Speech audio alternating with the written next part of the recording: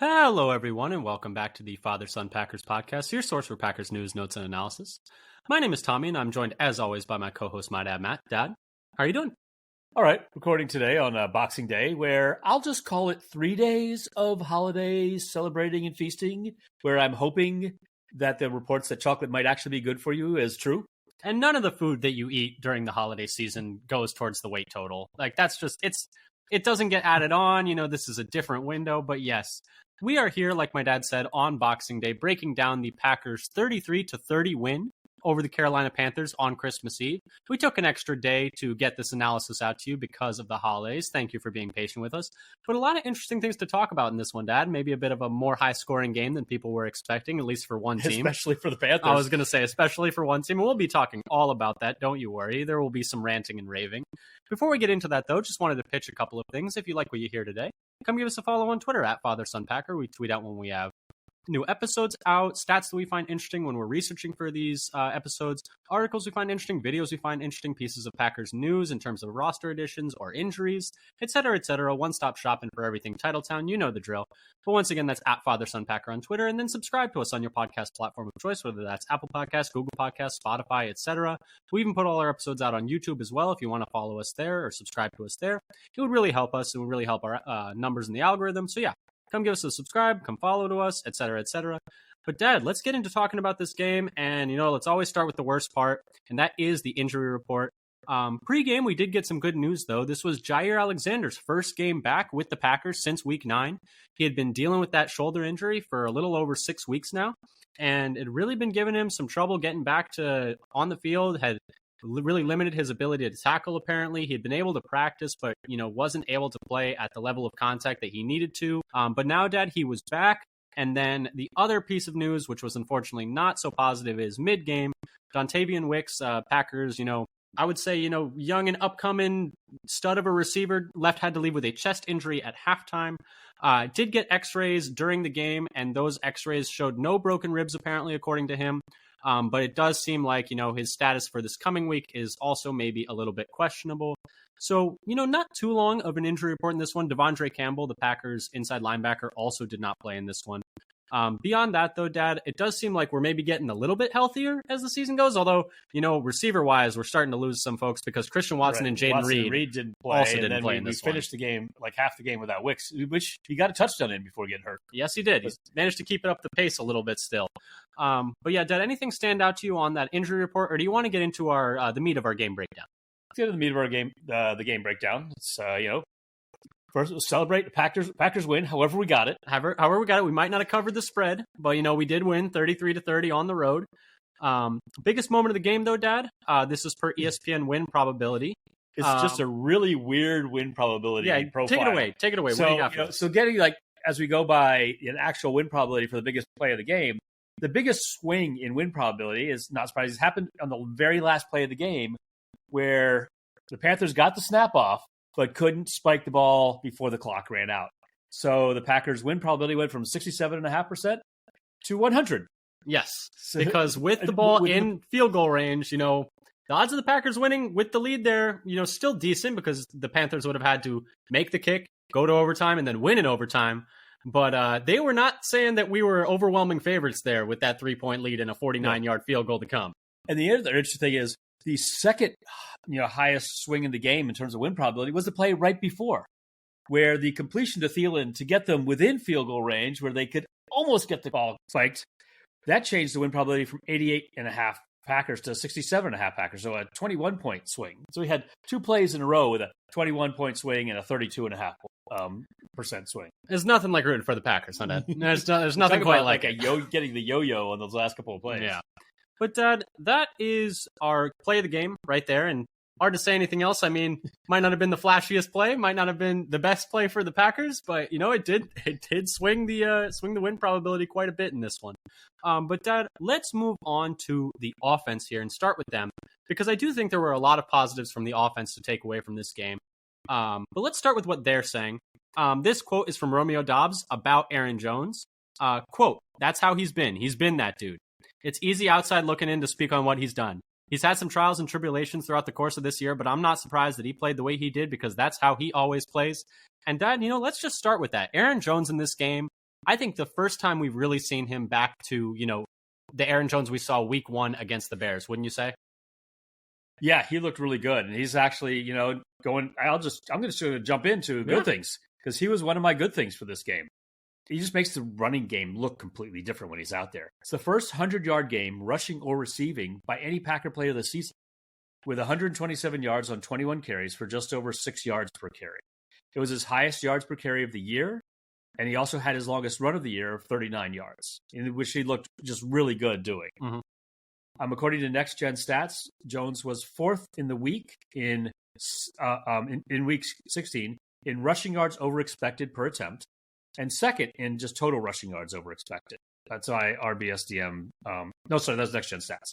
His overall PFF grade on offense was an excellent 81.4, and he finished 4th in the league in missed tackles forced and 6th in yards after contact per attempt out of 50 qualifying running backs. In this week, yeah, right? In this week 16? Yeah, week. I mean, he was a monster out there. Like you said, he was the first Packers running back or receiver to go for 100 yards this season, rushing or receiving. He had, in the end, 21 carries for 127 yards. That's about 6 an attempt. Didn't end up with a touchdown, but did have that one long run. And, just on the day, when he's playing like that, it's just, their offense just becomes so much more explosive and so much more threatening.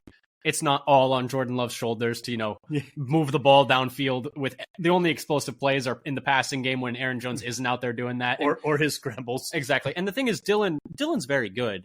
Maybe not very good. Dylan is quite a good running back and has been playing very well for the Packers prior to this thumb injury that he had. And he was still able to play today, but he doesn't provide, like we talked about last week, actually, that level of explosiveness to the offense that they'd really been missing. Yeah. He's more of a call it classic kind of grinder. He has a decent success rate, but not very many explosives. No, his success rate always ranks as one of the better ones in the league, and I think there's value there. It keeps the offense on schedule, prevents them from getting into 3rd and longs. There's value there, but it's just not quite the same level of value that an explosive runner like Jones has. Overall, though, Dad, the offense, like we're talking about good things, there's a lot of good things on the offense today. Amongst offenses in Week 16, they had the highest EPA per play of any of the 32 teams. They had the at 0.286.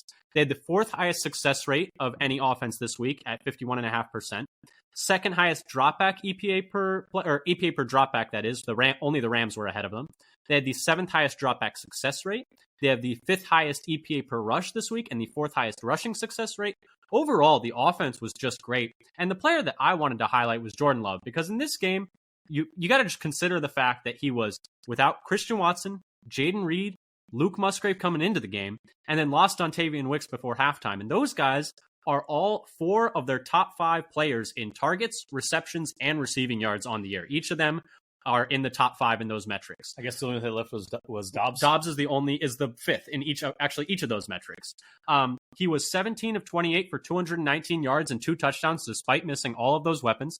He actually had the best EPA per play, or EPA per play, that is, or dropback, I suppose, in this instance, of any quarterback in Week 16 with at least 20 dropbacks, and that's amongst 33 different quarterbacks. He had the 7th best dropback success rate amongst quarterbacks in that sample as well this week. And then his completion percentage over expectation was a little bit down. He was only 19th in the league, so more middle of the pack. But on that game-winning drive, because, they go into that drive tied 30-30, and you're like, you cannot afford to give the Panthers the ball back here. If they went 3 and out on that one, they could have easily lost this game. Well, just like you were saying, I mean, they probably would have, because we'll talk about it later. The Packers defense did not stop the Panthers at all in the second half. Almost the entire second half. And especially those last few drives. And we saw, 19 seconds was pretty much enough to take that game-winning field goal for them. They needed 19 and a half. Honestly, we probably would have had enough time to have a drive of our own if we had gone 3 and out there. Because we were letting them march down the field If they scored in 20 seconds, we would have had some time left. Exactly. But on that game-winning drive, like I was saying, a massive 36-yard completion on 3rd and 4 from their own 31. They are probably giving up that game, or at least they're going to lose the lead on some kind of drive from the Panthers if they don't get that 3rd down conversion there. And then right after that, a laser beam to Tucker Kraft in about a window the size of the football for 20 yards to change what would have been a 51-yard field goal to pretty much a chip shot. He was responsible for 56 of their 61 yards on that last drive. I mean, he was very good in this game. Lots of big-time plays. The yardage doesn't look great, but also they were able to run the ball pretty consistently in this one. And really, this is like the only game I would say he's had a like borderline dominant run game where he hasn't had to carry the whole offense. But when it came down to it, he did carry the whole offense at the end of the game when they really needed to score, because it was looking dire there at the end. As soon as they tied it up 30-30, I was like, are we really going to lose to the Panthers? Yeah, because even Jones's game against the Bears at the beginning of the season, when he had the big game, there was actually a lot of receiving yardage. Yes, exactly. And he was, helping out a lot with that, and doing a lot of yards after catch there. It was not really all Jordan Love, but this was the first time, like we said, first 100-yard rusher on the season. And speaking of on the season, Jordan Love, just, keeping some things in perspective, is now at 3,587 yards, 27 touchdowns, 11 picks, a 62.5% completion percentage. I found this one interesting, Dad. This is not just for this season. This is across his entire career. But per Tyler Brook on Twitter, Jordan Love is the 6th fastest quarterback in NFL history to throw for 30 career touchdowns at just 591 attempts. And then per Zach Jacobson, the 24 completions of 30-plus yards that he has had this year is the most by a Packers quarterback since Rodgers' MVP year in 2020. So Rodgers in 2021 didn't do that when it was MVP year. Rodgers last year, with the hurt thumb, obviously struggled to throw the ball deep, wasn't able to do that. So, a very good year for Love if you're comparing it to an MVP season from Aaron Rodgers. Yeah, Love's the numbers are really looking good by the end of the year, and just a lot of high-level plays. The pass to Kraft, the touchdown pass to Wicks, the touchdown pass to Dobbs. Yeah, he was dealing out there. It was a nice game from Love, I thought, in my opinion, and not the gaudiest of numbers. Only throwing for 219 yards, only really having 29 attempts on the game is a pretty low amount for him. We've seen him up at that 40 mark before. But yeah, a nice, efficient game where he didn't have to do everything, but he put the team on his back when he needed to. Dad, I noticed you had a few more positives from the offense as well before we get to maybe a couple of negatives. I just wanted a few shout-outs. Shout-out to Josiah DeGuara, yes, for hustling to recover Dobbs' fumble. That was the last touchdown drive of the Packers, when the lead had already been cut to 23-16. He hasn't been getting a lot of snaps, but this one was huge. So I want to give him some props for that. And we've definitely criticized Josiah DeGuara for, kind of struggling to fill that tight end void when the young guys were still coming along, and maybe at times, blocking their ability to play. But that was a huge play. And that's arguably maybe, his biggest play as a Packer? No, maybe not. Maybe that might be stretching it a little bit. But maybe. But it's one of his bigger plays of this season for sure. Yes, it was excellent. Honestly, tight end room as a whole was very good. I thought Kraft played excellently in this one. Like we said, Dontavian Wicks played quite well until he had to go out injured. I thought, the young guys that were out there, Bo Melton had quite the game, and that's something that actually made me think that we'll talk about. Him, right? Yeah, that we'll talk about in a little bit. Dad, do you have any other positives, or you want to talk about some negatives? I would say the O-line only gave up 1 sack and five total pressures out of 30 dropbacks. It's not bad. So that's pretty good. Even though for some reason they didn't grade out well. Yeah, but I thought as a group overall the overall performance was only gave up those 5 pressures against the D-line with Brian Burns on it. Ran the ball well all day, 6 yards a carry. I agree that I was a little surprised to see the PFF grades not really reflect the success they had both running and passing and protecting him. But the run. Well, I was going to talk about the run blocking in a bit, and Dobbs, who I want to mention as another good thing, he's led the team with 79 receiving yards, caught a TD, and led the team with 4 first downs. Yeah, and had that big catch, like we said, that 36-yarder that, if he doesn't come down with that, I don't think they win this game. When was there a quote from after? It's like, I had 3 steps. They asked him about whether or not he thought it was complete, and he was like, I took 3 steps before I went out of bounds. I don't know. That's a catch in pretty much every rule book, I think he was saying. So, but yeah, an exciting game from him, and really important to see him step up when, the other 4 of the top 5 guys are not in. It's been an impressive day from him. Dad, any negatives, though, that you saw from the offense in this one? I have one. The only thing that I was going to say is that in the second half, the offense did stall out a good amount. 5 total drives in the second half. 3 of those were 3 and outs, which you do not want to see. On those 3 and outs, they totaled -1 yards between those 3 drives. Ouch. And each 3 and out was subsequently followed by a Panthers touchdown. So that's a bit, not great to see them kind of stumble a little bit. You wonder if it's like, okay, Wicks is out, you're down another pass catcher, and you really are struggling to move the ball. I was looking at each drive to see if there was like some parallels between like, oh, is it because they started trying to run clock out and got a little more conservative? It's like, Well, one drive they took a big sack. Another drive they got it to like 3rd and 5 and just couldn't quite get there. Another drive they just run and then pass, couldn't quite get there. It was just one of those things that I think maybe is a little bit of noise, but at the same time, 3 and outs out of 5 drives in a half when the other team is mounting touchdown drive after touchdown drive after touchdown drive is not really where you want to be as an offense. It was not all sunshine and rainbows in this game for the offense, but at the same time, 33 points is a good amount. And this may be where some of the negatives in the PFF grades are coming out, that second half performance with the offense kind of bogged down and mostly didn't do much with 3 and outs.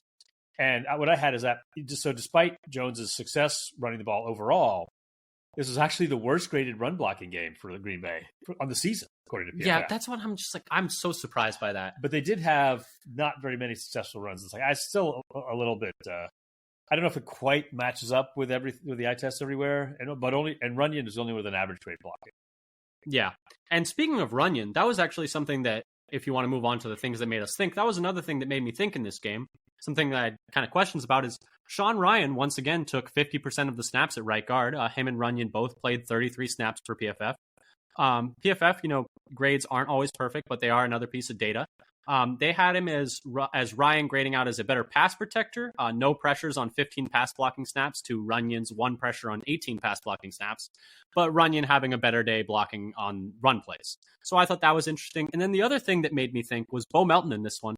4 catches on 6 targets for 44 yards. He kind of, got thrust into a bigger role with Watson and Reed out.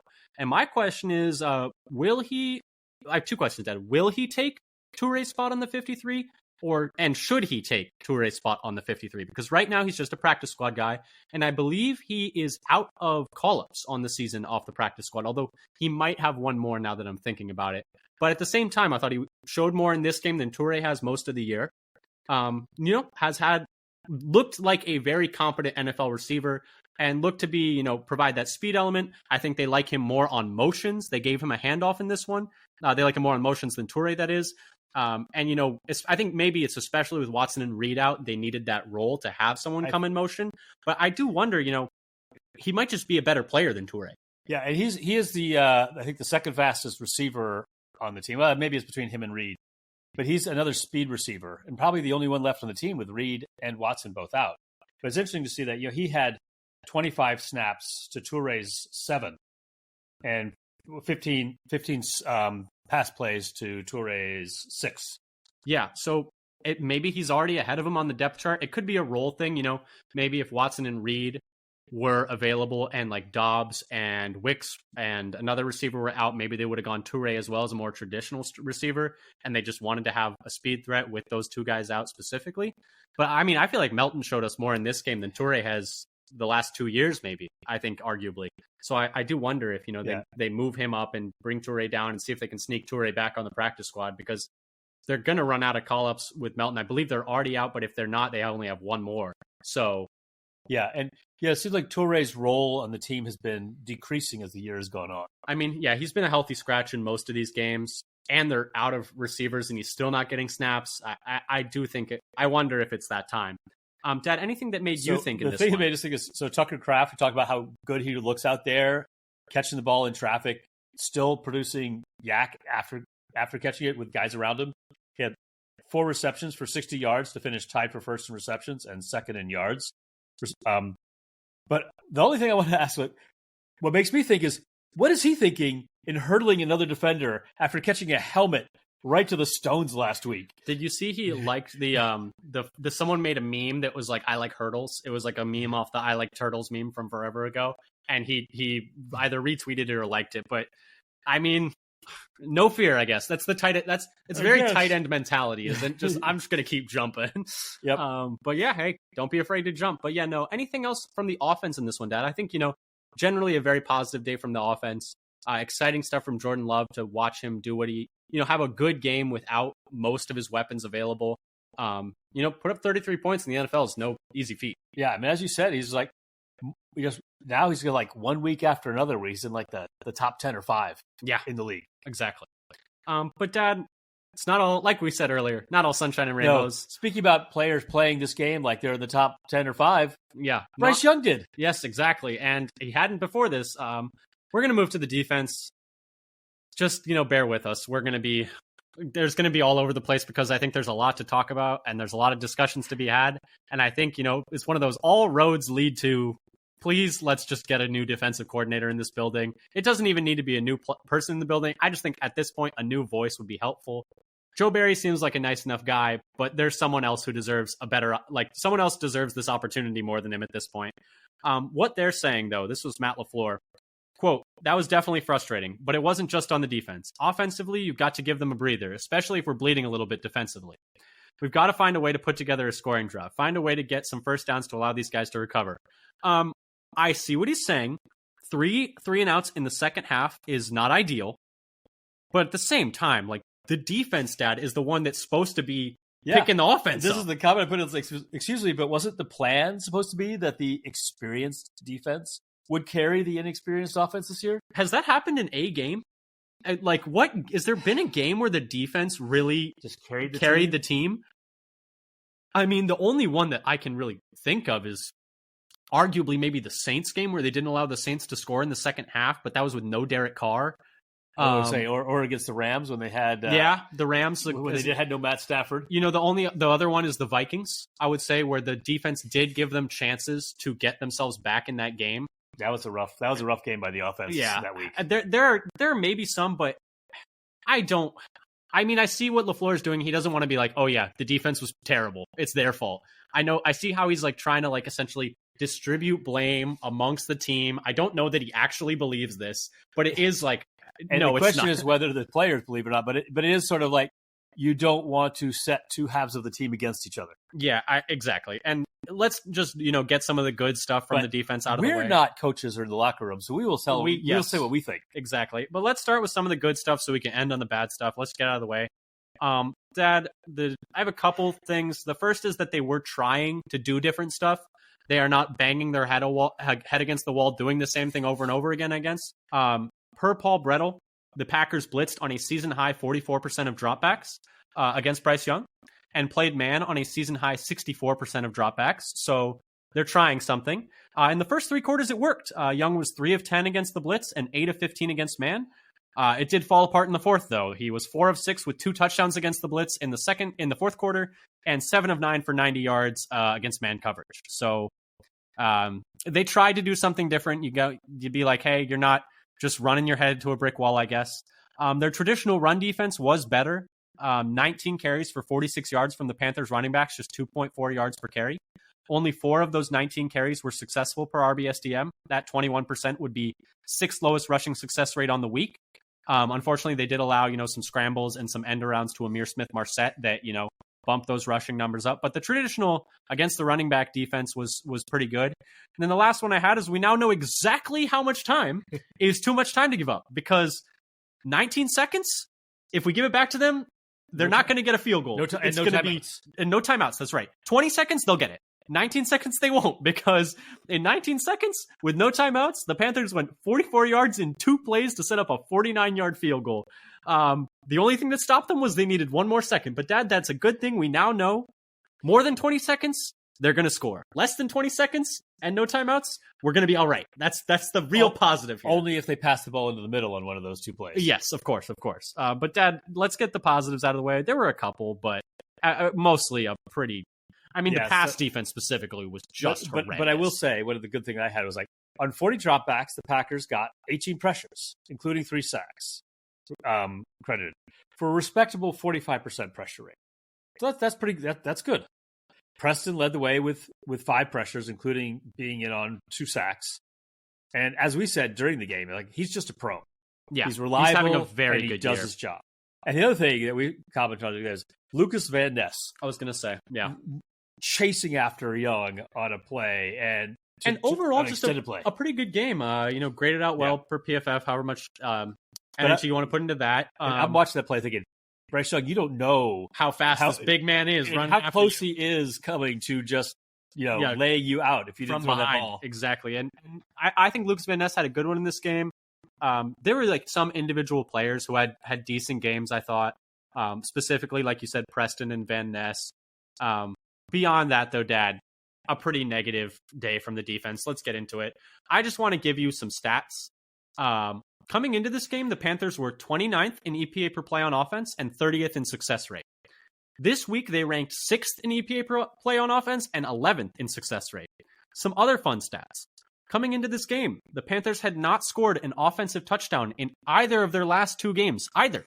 Not a single touchdown combined amongst 2 games, 8 quarters. They scored 4 touchdowns in this game on offense. Coming into this game, Bryce Young had not scored a touchdown in 4 straight games, 16 straight quarters. And he had not thrown for over 200 yards in 7 straight games. And he had only thrown for 200 yards in 4 of his 13 games this season. And he threw for 312 yards and 2 touchdowns in this game. This is only his second multi-touchdown game of the year. And was this the most yards on the season? I forget if this is most or second most. Oh, easily his most yards on the season. He hadn't thrown for over 300 once this year. He'd only thrown for over 200 4 times this year. It was an unconscionable, I don't even want to call it a collapse. I mean, it was just bad. They just let Bryce Young throw the ball all over him, a guy who has struggled all year. Like we said, 7 straight games of under 200 yards, like 170 yards. It's not like he's not throwing the ball. They're losing in a lot of these games, and he can't hit 200 yards. And he hit 300 yards against us. Per Paul Brettel, Eric Stokes, Jair Alexander, and Keyshawn Nixon were targeted 15 times for 13 completions and 191 yards and 2 touchdowns and no pass breakups. Not a single one. So the coverage was terrible. Keep in mind that the receivers are DJ Chark, who looked like prime Megatron in this game. Oh my goodness. And then Adam Thielen, who's 100 years old. And let me say you're having a good year, but he's 100 years old. Per PFF, the D-line wasn't particularly great either. I mean, they were better than the secondary, but Young was pressured 14 times, which is the 3rd fewest in a game for him this year. And he was sacked just 2 times, the 2nd fewest in a game for him this year.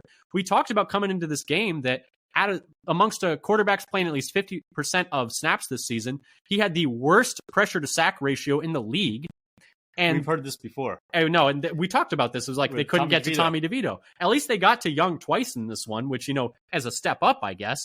But when you're comparing it to the defense got walked all over by Tampa last week, at least the defense had 5 sacks on Baker Mayfield. Not only were they letting Bryce Young, who's worse than Baker Mayfield, who has a worse receiving core than Baker Mayfield, a worse offensive line than Baker Mayfield, throw up and down the field on them, they weren't even getting to him. Yeah. So I would say this was worse than last week, in my opinion. But they did get more pressures than they got. They got 5 sacks on Baker, but they only had 9 pressures. This is true. They got more pressures in this game, but you should expect to get more pressures against an offensive line that's one of the worst in the league. Oh, yeah. As opposed to an offensive line with 2. Those are not opponent corrected pressure rates. Yeah. So, but the defense, pass defense specifically, was just atrocious. On the season, the Packers are now down to 30th in DVOA on defense. It's hard to believe there are 2 teams worse. We were thinking they might have been last after this performance against the worst team in the league. Yeah, I mean, you give up 30 points to a team that's averaging 8. This team did not score a touchdown on the Falcons last week. They won the game 9-7. They don't score points, and we gave up 30 points to the Panthers. This team has 2 wins on the season. Yep. Yeah, I have I think some of the things I have are overlapping. So he was 3rd in the league this week, in week 16, in EPA plus CPOE per RBSDM, behind only Matt Stafford and Baker Mayfield. For comparison, in weeks 1 through 15, he was 36th amongst all QBs with at least 200 snaps. It was, so 31st out of 36. So near the bottom, not 3rd. So now with Baker Mayfield's perfect game and Tommy DeVito the week before, this is 3 straight games where you give it up essentially a QB's career best game. Yeah, 100%. Because he is also nominated for NFC Offensive Player of the Week. Has he been? Yes, he has. We joked about this before the game. It's watch, it's gonna be Bryce Young next. Guaranteed Bryce Young masterclass, and we were right. And it's just, at least they were trying different things, I guess, in this game, but it's just bad. It's all bad. They need to move on. This cannot continue. Yeah. I don't understand what you gain by having Joe Barry coach out these last 2 games. People are like, what do you gain by firing him? You don't lose anything. I can't imagine how they play worse than they've been playing. I think what you do is you gain credibility by holding people accountable for doing their jobs well. Yeah, for not doing their jobs well, but yes, exactly. Yeah, so that people have to do their jobs well, and that the locker room will listen to you more because it matters. There needs to be a standard for coaches, because if a player was playing how to the level that Joe Barry is coaching, where he was the third worst at his job, he would not be on the team anymore. Players are cut every day in the NFL. Cut from practice squads, cut from rosters, with no guaranteed money on the books. Like, you can feel bad for Joe Barry, the person, but at the same time, he has had 3 years to get this defense right. In the first year, their defense was pretty good, and last year, their defense ended the season pretty well. But I think they've been more than fair with him. He's had several jobs at different places. I think he could still be a good linebacker coach in the NFL. He's coached linebackers well in a lot of different places. But defensive coordinator-wise, I mean, we just have to... He has never succeeded. He hasn't, yes. And he seems like a nice guy, but he's had opportunities. Someone else... if you want to... It's fine to be like, I feel bad for Joe Barry, like, for calling for him to be fired. But I feel bad for the person who's not getting an opportunity as a defensive coordinator who deserves an opportunity, because people who are not as qualified or would not do as good a job are still holding on to these positions. And so it's just kind of, it seems like they're going to just ride out the season and I guess maybe make a move in the offseason. If they don't make a move in the offseason, I mean, pitchforks and torches, folks. Like, I think at that point, then LaFleur has essentially tied himself to Barry to get fired. If Barry has another year like this year, then LaFleur would be gone too if he refuses to get rid of him. I can't think of anything more depressing than, because I think LaFleur is a great coach, and the work he's done with this offense, missing pieces, youngest offense in the league, cheapest offense in the league, top 10 in almost every metric. I could not think of a single thing more depressing than losing Matt LaFleur because he will not give up on Joe Barry. That would be so sad to me, because I mean, you've given Joe his chances, man. He's had opportunities. You have been more than fair to him. It's time. Yeah. It is time. I had still a few little things that some of this you've talked about, but they only had one pass breakup for the entire game. It's even worse than the Tampa game where they had two. For the entire game, the coverage has been terrible. Their three starting corners, they're passing Jair, Stokes, and Nixon. The passing ratings into their coverage were 118.8, 125.8, and 118.8. It's really bad. I have some notes. I have some notes on those corners that I want to add in the what we're thinking about section. But yeah, go ahead. Sorry. And as you mentioned, I think, and I saw this, and I think maybe it's Paul Brettel, 191 yards on 13 of 15 passing. So that equates to a 12.7 yards per attempt. The league leader this season is Brock Purdy at 9.7. Was that in the second half of this game? No, that was just to Jair, Stokes, and Nixon. Oh, yes. Yeah, no, that's... Things that made me think, though. Anything else you want negative? Because I want to talk a little bit about that corner room and why they maybe decided to go that direction. Do you have anything else you want to add? Well, I would just add a little thing that also made me think was shorter than what you've got. So, and it ties a little bit maybe into a negative. Should Carl Brooks be ahead of Wyatt on the depth chart? Brooks had the highest defensive grade on the team for the game, and Wyatt was last with over 2 times as many snaps. And Brooks had 2 pressures to Wyatt's 1 and no missed tackles to Wyatt's 1. What do you think about Wyatt's season? I feel like he's actually had an under-the-radar decent season, but not to the level of, like, a first-round pick that you would hope for. He's been better than I think the criticism he's been getting, but Brooks has been playing well. Yeah, I see what you're saying. I think we'd have to see it for a few more games because there's certainly been games where Wyatt's been better than Brooks. Yeah, but I would like to see more. I'd like to see Brooks get more chances. That's fair. For me, the thing that made me think, they went back to Stokes and Jair on the outside as corners, and they sent Carrington Valentine to the bench in this game. He had just 3 total snaps, the lowest on the team of any player on defense. And I honestly think Valentine's been better than either of them this year, even Jair. Some stats per PFF. Jair has allowed 24 completions on 31 targets for 326 yards. That's 10.5 yards a target and a 77% completion percentage into his coverage.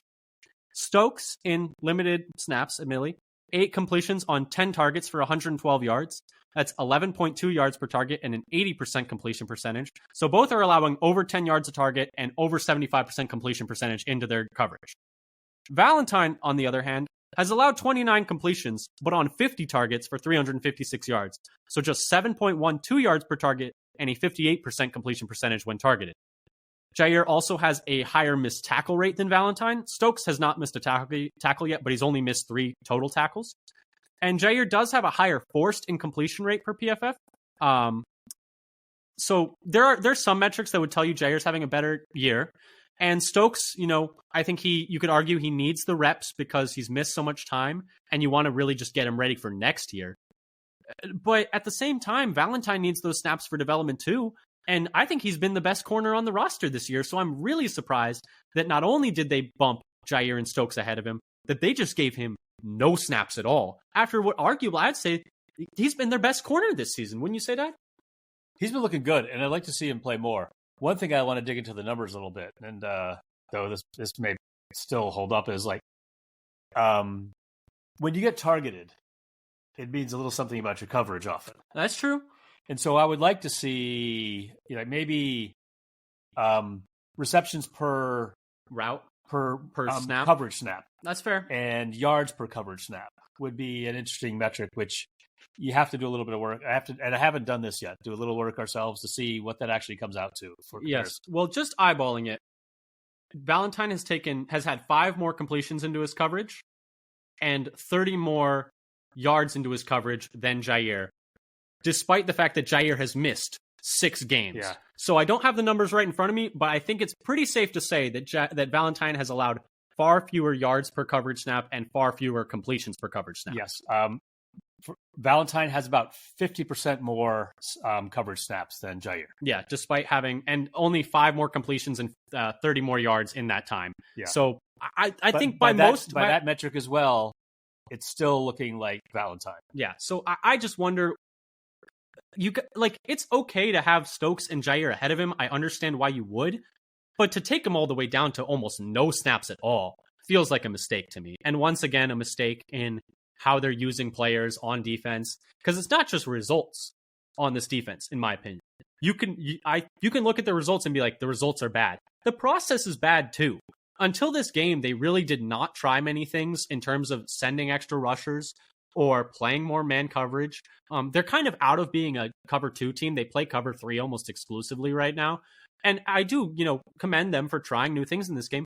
But you see stuff process-wise where it's like, okay, why are these players playing like this, like 10 yards off? Why is Keyshawn Nixon guarding 3 guys against Tampa on 3rd and 3? Oh, man. Like, why that was almost a comedy. Why is no one on 4th and inches in the A gap and Bryce Young is just able to sneak it easily? There's no one there. It's like they, once again, probably a quote-unquote communication issue.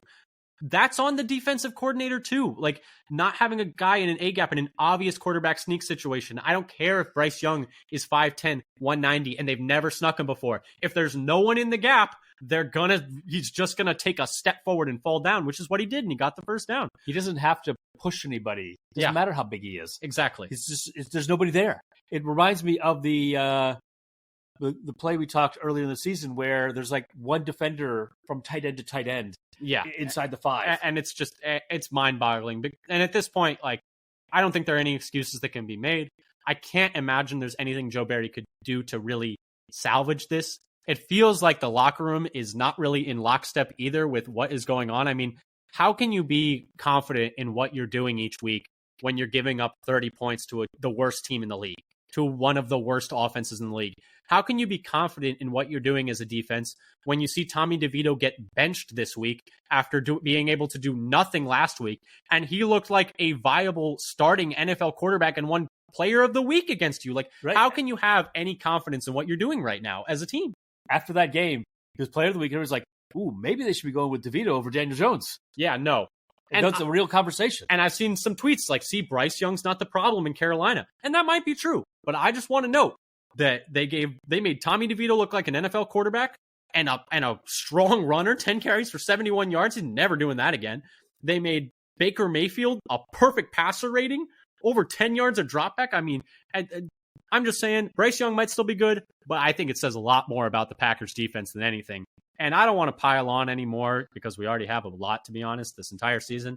But they just need to make a change. And it's beyond time. They've given this defensive staff, I think, full clean house, honestly. I don't think I want to see, I mean, maybe the outside linebackers coach Rebovich is perhaps the only one that I could be like, okay, like I see the growth from some of these players.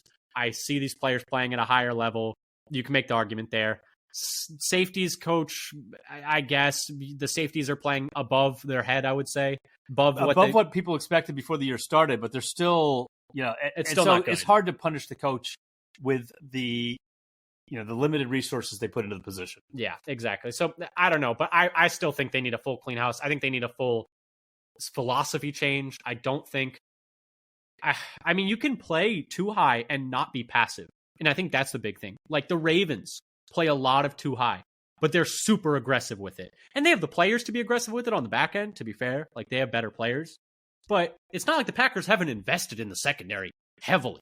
So I don't think, and maybe some of those players are actually not good.